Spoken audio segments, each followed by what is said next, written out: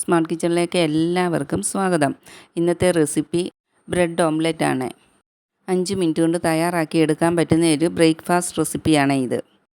ഒരു ബൗളിലേക്ക് 3 മുട്ട പൊട്ടിച്ചൊഴിച്ചിട്ടുണ്ട്. അതിലേക്ക് ചെറിയൊരു സവാളയുടെ പകുതി ചെറുതായിട്ട് അരിഞ്ഞത് ചേർത്ത് കൊടുക്കാം.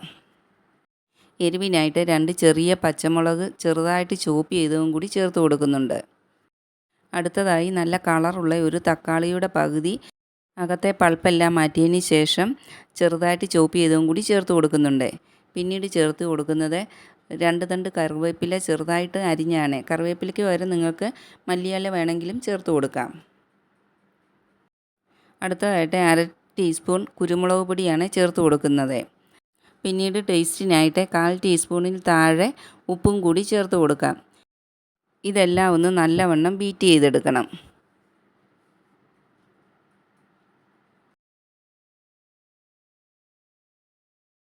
ഒരു തവ സ്റ്റൗവിൽ വെച്ച് ചൂടാകുമ്പോൾ അതിലേക്ക് കുറച്ച് ബട്ടർ ചേർത്ത് കൊടുക്കാം. ബട്ടർ ഒന്ന് മെൽറ്റായി വന്നു കഴിയുമ്പോൾ അതിലേക്ക് ബ്രെഡിൻ്റെ 2 പീസുകളിട്ട് ടോസ്റ്റ് ചെയ്തെടുക്കാം.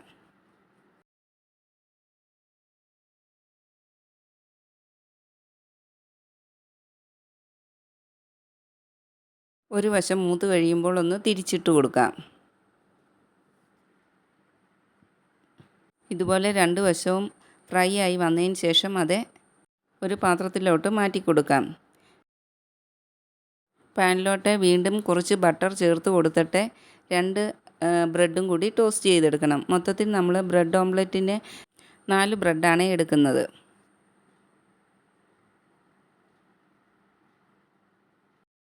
ബ്രെഡ് തിരിച്ചും മറിച്ചും എല്ലാം ഇട്ട് ഒന്ന് നല്ലവണ്ണം ടോസ്റ്റ് ആക്കി എടുക്കണം.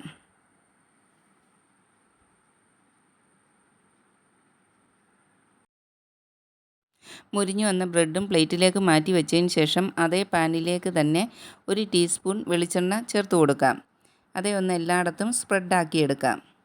അതിനുശേഷം നമ്മൾ നേരത്തെ ബീറ്റ് ചെയ്ത് വെച്ചിരുന്ന മുട്ടയുടെ കൂട്ട് ഒഴിച്ചു കൊടുക്കാം.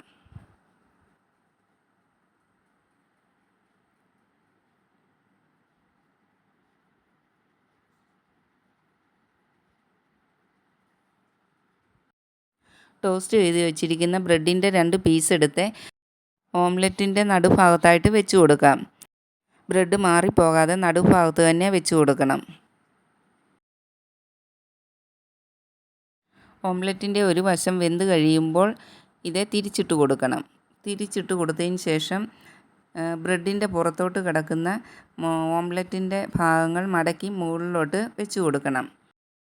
അതിനുശേഷം ബാക്കിയുള്ള 2 ബ്രെഡിൻ്റെ പീസുകൾ എടുത്ത് ഇതിൻ്റെ പുറത്തോട്ട് വെച്ച് കൊടുക്കണം.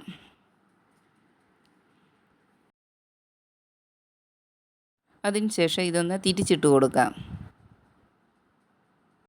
3-4 സെക്കൻഡിന് ശേഷം ഇത് പാത്രത്തിലോട്ട് മാറ്റി കൊടുക്കാം.